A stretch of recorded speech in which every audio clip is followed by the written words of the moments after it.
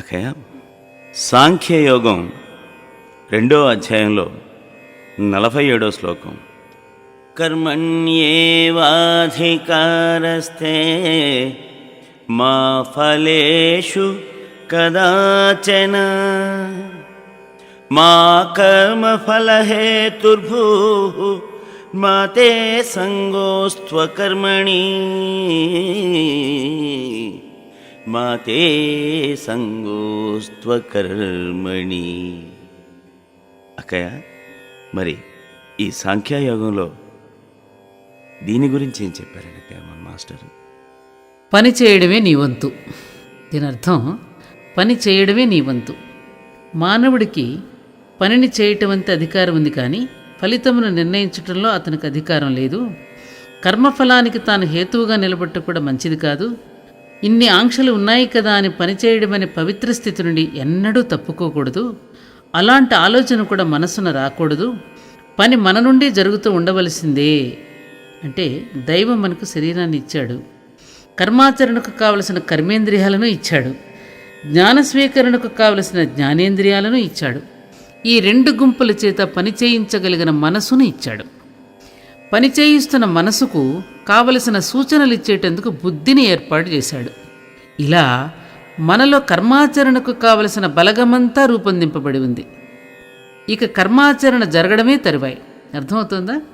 అవుతుందండి. కర్మాచరణం ఎలా జరుగుతున్నది ఆ పైన తాను ప్రశాంతంగా నిలబడి చూస్తూ ఉంటాడు. అలా మనలో నిలబడి మన కర్మాచరణాన్ని గమనిస్తున్న దైవాన్ని సాక్షిమాత్రుడు అంటారు.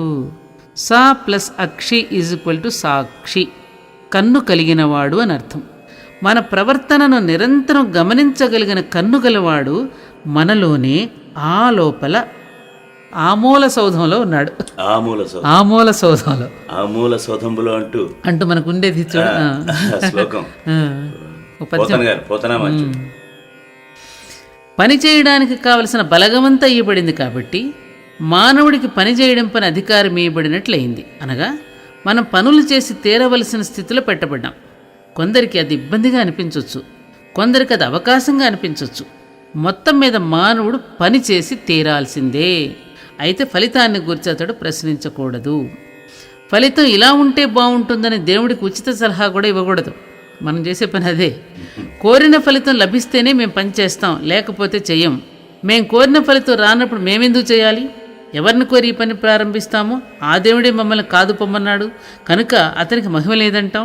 ఉంటే మేము ఆశించిన ఫలితం రావాలి కదా అని మడత ప్రశ్న వేస్తూ ఉంటాం. అవునండి, ప్రతివాడు ఈ విషయాన్నే ఈ పద్ధతిలోనే ఆలోచిస్తుంటాడు. అలాంటి మొండి వేషాలు వేయకూడదు అని హెచ్చరిస్తున్నాడు ఇక్కడ. ఆశించిన ఫలితం రాలేదని కృంగిపోయే వాళ్ళు ఉంటారు, అది తప్పే. అనుకున్నట్లు కాకపోతే తట్టుకోలేనండి అంటాడు ఒకడు. కానీ తప్పదు, మరి తట్టుకోవాలి. ఇంతకు నిజమేమిటంటే పనిని చేయడంలో మనకు ప్రసక్తి ఉంది, కానీ ఆ పని వలన కలిగే ఫలితం విషయంలో మనకు ప్రసక్తి లేదు. ఉండడం మంచిది కూడా కాదు. అలా ఉండడం వల్ల నష్టమే జరుగుతుంది తప్ప లాభం అనకూడదు. ఒక విద్యార్థి పరీక్షలో ప్రశ్నలకు జవాబులు రాస్తున్నాడు. ఒక్కొక్క ప్రశ్నకి జవాబును పూర్తి చేసిన తర్వాత ఇంతకు దీనికి ఎన్ని మార్కులు పడతాయి అని ఆలోచిస్తున్నాడు. ఎన్ని మార్కులు వస్తే తనకు క్లాసు వచ్చే అవకాశం ఉంది అని బుర్రగొక్కుంటున్నాడు. ఈ ఆలోచనలకు 10 నిమిషాలు పట్టింది. అప్పుడు స్పృహలోకి వచ్చి 2వ ప్రశ్న మొదలుపెట్టాడు. ఈసారి వ్రాస్తూ ఉండగానే ఈ ప్రశ్నకు సుమారు ఎన్ని మార్కులు పడతాయంటారు? మనం అనుకున్న మార్కులు పడతాయా? ఈ పేజీలన్నీ మొత్తం అక్కడి దాకా వెడతాయా? వ్రాతక వేగం తగ్గిపోయింది. ఎప్పుడైతే ఇతడు ఈ విధంగా ఆలోచన మొదలుపెట్టాడో ఆ వ్రాస్తూ ఉన్నటువంటి వ్రాతక వేగం తగ్గిపోయింది. ఈ ఆలోచనలోనే అనుమానం కూడా ఉంది. ప్రశ్నలు మాత్రం వ్రాయాల్సినవి చాలా ఉన్నాయి, ఇంకా అరగంట మాత్రమే ఉందని హెచ్చరిస్తున్నాడు పర్యవేక్షకుడు. కంగారు పడుతున్నాడు.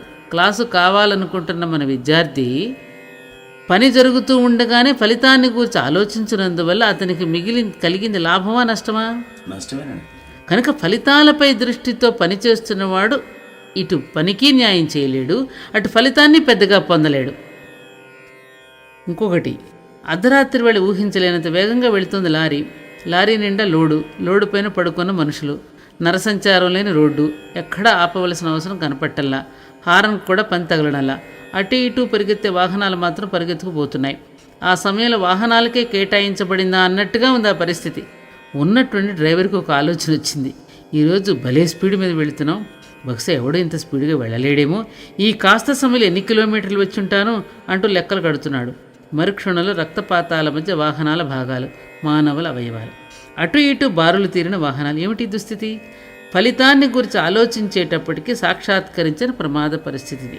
కనుక పని చేస్తున్న వాడికి ఇంతవరకు మనం ఎంత సాధించాం, ఫలితాన్ని ఎంతవరకు సాధించి ఉంటాం మొదలైన ఆలోచనలు రావడం మంచిది కాదు. చూశారుగా, ఆ ఆలోచనలు కూడా ఎంతటి దుస్థితిని సృష్టించాయో. పనిని చేసుకుంటూ పోవడమే మానవుడి కర్తవ్యం, ముందు వెనుకలు అతనికి అనవసరం. అలా ఏమిటంటే పనిని చేసుకుంటూ పోవడమే నీ పని, కానీ ఫలితాన్ని గురించి నువ్వు ఆలోచించవద్దు అని చెప్తూ అంటూ మాస్టర్ గారు గాంధీ మహాత్ముడిని ఇక్కడ ఉదాహరణగా తీసుకున్నారు. గాంధీ మహాత్ముడు దేశ స్వాతంత్రం కోసం పరితపించాడు. పస్తులు తిన్నాడు, దెబ్బలు తిన్నాడు, చాలిన బట్టతో జీవితకాలం అంతా గడిపాడు. ఎప్పుడూ కదులుతూనే కనిపించాడు. వందల వేల మంది యువకుల నాయకులుగా తీర్చిదిద్దాడు. కోట్ల మంది ప్రజలను చైతన్యవంతులుగా చేశాడు. జాతిని పవిత్రీకరించడానికి ప్రయత్నించాడు. జాతికి క్రమశిక్షణ నేర్పాలని తాపత్రయపడ్డాడు. ఎట్టకేలకు స్వాతంత్రాన్ని సాధించాడు. జీవితాంతం అహింసను బోధించిన ఆయన జీవితం హింసతో పాపం అంతమైంది. ఆ రక్తపు మడుగులో ఆయన ఒరిగిపోయాడు. ఎంత దారుణం అండి. మనకు స్వాతంత్రాన్ని ఇచ్చిపోయాడు. ఎటువంటి తపస్సుతో ఈ ఫలితాన్ని సాధించాడు ఆయన? తలుచుకుంటే కళ్ళు చెమరుస్తాయి. కానీ ఇప్పుడున్న పరిస్థితులు ఏమిటి ఆలోచించండి. ఇప్పటి దేశాన్ని గురించి ఆలోచిస్తే గాంధీ మహాత్ముని తపస్సుకు ఫలితమేనా అనిపించదు? ఇంతకాడికి ఆయన అంత తపస్సు చేయడం ఎందుకు అనిపించదు మనకి. కానీ ఆయన చేశాడు. భగవద్గీతను చేతబట్టుకుని మరీ చేశాడు. అనుక్షణం గీతను అధ్యయనం చేస్తూ మరీ చేశాడు. చేయవలసిన తపస్సును చేస్తున్నాను, ఇక జాతి ఈ తప ఫలితాన్ని ఎలా వినియోగించుకుంటుంది అన్నది ఇటు జాతికి అటు దైవానికి వదిలిపెడుతున్నాను అన్న దృఢ నిర్ణయంతో చేశాడు. అలా వదిలిపెట్టేశాడు. జాతి కింద మీద పడుతున్నది. దైవం పైనుండి కిందకు చూస్తున్నాడు. దీనికేం జవాబు చెప్తాం? జరిగిన తపస్సు ఏమిటి, నడుస్తున్న ఫలితం ఏమిటి, అంత మంచి పనికి ఇంతటి దుష్ఫలితమా అని అనిపించడంలా మనకు? అవునండి. ఒక్కడు గమనించాలి, ఫలితం ఎప్పుడు ఒక వ్యక్తిని బట్టి కానీ ఒక జాతిని బట్టి కానీ నిర్ణయం కాదు. మొత్తం సృష్టికథలో అప్పుడు జరగవలసిన దానిని బట్టి నిర్ణయం అవుతుంది. దాని అనుపానులు ఒకప్పుడు మనకు అందవచ్చు, అనేక పర్యాయాలు మనకు అందకపోనూ వచ్చు. ఇది చాలా నిగూఢమైన విషయం. ఏది ఎందుకు జరుగుతున్నది అన్నది ఒక పట్టాన తెలిసేది కాదు, అందరికీ బోధపడేది కాదు. మనం చేస్తున్న పనిని మన పని అనుకుంటున్నాం. దాని నుండి మనకు కావలసిన ఫలితం రావాలని కోరుకుంటున్నాం. నిజానికి మన సృష్టిలో ఒక భాగం, సృష్టికి చెందిన వాళ్ళం. మన మీదుగా నడుస్తున్నది సృష్టి కార్యం, ఫలితం సృష్టికి సంబంధించిందే. సృష్టి అనే పెద్ద కథలో బుల్లి ఉపకథ మనది. కనుక మనం అనుకున్నట్లుగా పెద్ద కథ నడవదు. అసలు ఇంతకు పెద్ద కథ ఏమిటో బోధపరచుకోగలిగిన వారు తక్కువ మంది ఉన్నారు. మన మీదుగా సాగుతున్న కర్మలు ఫలితాలు ఆ పెద్ద కథకు అనుగుణంగా సాగిపోతుంటాయి, సాగిపోవాలి కూడా. అలా పెద్ద కథ ప్రకారం మన ఈ బుల్లి ఉపకథ సాగుతున్నప్పుడు కొన్ని మనం అనుకున్నట్లు జరుగుతాయి, కొన్ని మనం అనుకున్నట్లు జరగవు. అనుకున్నట్లు జరిగాయి అంటే పెద్ద కథకు తగినట్లుగా అనుకోవడం మనకు అప్పుడు చేత అయిందన్నమాట. అనుకున్నట్లుగా జరగలేదు అంటే పెద్ద కథకు తగినట్లుగా అనుకోవడం మనకు చేత కాలేదన్నమాట. ఇది గ్రహించాలి. సృష్టి కథను బట్టి కర్మాచరణ జరుగుతున్నప్పుడు ఒకసారి వెంటనే ఫలితం కనిపిస్తుంది, ఒకసారి కొద్దిగా కనిపిస్తుంది, ఒకసారి అనుకున్నంత కనిపించదు, ఒకసారి ఊహించనంత కనిపిస్తుంది, ఒకసారి అసలు కనిపించదు, ఒకసారి విరుద్ధంగా, ఒకసారి వక్రిస్తుంది, ఒకసారి ఇంకెప్పుడో అనుభవానికి వస్తుంది. కనుక కర్మ ఫలితాన్ని మనం సృష్టికథకు వదిలివేయాలి తప్ప దానిపై మనం ఎలాంటి అధికారాన్ని కూడా ఆపేక్షించకూడదు. మన ప్రకారమే జరగాలని పట్టుపట్టకూడదు. ఎందుకు జరగలేదని మదనపడకూడదు. జరగకపోతే ఇంకెందుకు అని విషాద దృశ్యాలు సృష్టించకూడదు. కర్తవ్య కర్మను నిర్వహించుకుంటూ వెళ్ళిపోవాలి. ఫలితం ఉంటుంది, లేకపోవడం అనేది ఉండదు. అది ఎప్పుడు ఎలా అనుభవానికి రావాలి అనేది మాత్రం సృష్టికథ ప్రకారం నిర్ణయం అవుతుంది. కనుక మనం ఫలితాన్ని అటు వదిలి పనిని చేసుకుంటూ పోవడమే పద్ధతి. అంటే మనం సృష్టిలో ఒక భాగం అనే విషయాన్ని గుర్తుపెట్టుకోవాలి. సృష్టి కార్యం మన మీదుగా సాగిపోతోంది. మనం చేస్తున్నది మన పని కాదు, సృష్టికి సంబంధించిన పని. కర్మ మన వల్ల జరగడంలా మన ద్వారా జరుగుతున్నది, మన మీదుగా జరుగుతోంది. కాబట్టి ఫలితాలు కూడా సృష్టికి సంబంధించినవి అవుతున్నాయి. అవి సృష్టికే సమర్పితం కావాల్సి ఉంది. అటువంటప్పుడు మన కొరకు వాటిని వినియోగించుకోవడానికి ఈ కర్మలు మనం చేస్తున్నామనుకోవడం సరికాదు. ఏ ఫలితమైనా కృష్ణార్పితం అనవలసిందే. ఎందుకని మన పూర్వీకులు, మన తాత తండ్రులు ఏ పని చేసినా పని చేసిన తర్వాత కృష్ణార్పణం అనేవారు. అవును.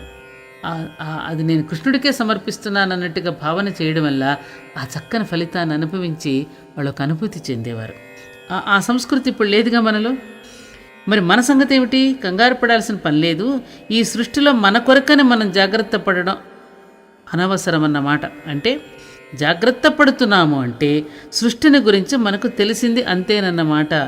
ఎంత తేలిగ్గా ఉన్నది మన చూపు. మన కర్తవ్యాన్ని మనం నిర్వహిస్తూ ఉంటే మనకు కావలసినవన్నీ అవే అమరుతూ ఉంటాయి. వాటికే మనం ప్రత్యేకంగా తడుముకోవలసిన పని లేదు. పరీక్షలకు శ్రద్ధగా చదువుకుంటున్న పిల్లవాడికి తల్లి సరిగా సమయానికి హార్లిక్స్ను అందిస్తోంది కదా, దానికి అతడు లేచి వెళ్ళి అడగాల్సినటువంటి పని లేదు కదా. అదే చదవని పిల్లవాడు 10 సార్లు అడిగినప్పటికీ తల్లి చేతిలో పనుంది ఇస్తాను ఆగు అంటుంది కదా. కర్మభ్రష్టుల సంగతి ఇలా ఉంటుంది అని మనకు తెలియాలి. కనుక స్వధర్మాచరణలో నిరంతరం సాగుతున్న వాడికి అవాంతరం ఉండదు, తీరని అవసరం ఉండదు, లభించిన సుఖభోగాలుండవు. అన్నీ వచ్చి అతన్ని వరిస్తాయి. కర్మాచరణలోని వైభవం ఇది అని వివరిస్తాయి. అది అనుభవం నుండి చెబుతున్న మాట. కనుక ఫలితాలను గురించి కానీ, జీవితాన్ని గురించి కానీ, భవిష్యత్తును గురించి కానీ చింత అక్కరలేదు. ఫలితంపై మనకు అధికారం లేదు కదా అని పనిచేయటం మానక్కర్లా. అలా మానడం వల్ల మనం సోమరిపోతులమవుతాం, భ్రష్టత చెందుతాం, వ్యర్థ జీవితులమవుతాం, కొరగాని వారమవుతాం. కనుక మానవుడు ఏ వంకనా కూడా పని చేయడం మాత్రం మానకూడదు. ఏ వంక పెట్టినా అతడు భ్రష్టుడే అవుతాడు. అలా కాక కర్మనిష్ఠుడై సాగిన నాడు అన్ని విధాల పరిపూర్ణమైన జీవితాన్ని అనుభవించగలుగుతాడు. ఇహపరాల రెండింటినీ సమన్వయించుకొని, చూసావా, ఇహపరాల రెండింటినీ సమన్వయించుకొని ముందుకు సాగగలుగుతాడు. అతడు దేనిని వదలడు, అతడు దేనికి అంటుకోడు. ఇది ఈ స్వధర్మ నిర్వహణ పట్ల. స్వధర్మ నిర్వహణ కనుక నిర్వహించినట్లే ఎంత సుఖపడతాడో మాస్టర్ గారు ఇంత తీరుగా మనకు బోధించారు. అవునండి అక్కయ్య. ఏ పని ఎలా చేయాలో, ఎలా చేస్తే అనుకున్నది మనం సాధిస్తాము, ఎంత గొప్ప వివరణ ఇచ్చారు మనకి ఈ కర్మ విషయంలో మన మాస్టర్. స్వధర్మ అక్కయ్య, అవునండి అక్కయ్య. నీ పని నీవు చేస్తే ఫలితం దానంతట అదే వస్తుంది. ఇంత చిన్న విషయాన్ని అంత గొప్పగా వివరించి మన ముందు ఉంచారు. ఎంత అద్భుతంగా ఉన్నదక్క ఈ శ్లోకం. అవునమ్మా. మాస్టర్ చెప్పింది మీకు నచ్చినట్లయితే ఏం చేయాలో మీకు తెలుసు కదా. మరికొన్ని వీడియోల కోసం మీరు సభ్యత్వాన్ని పొందండి.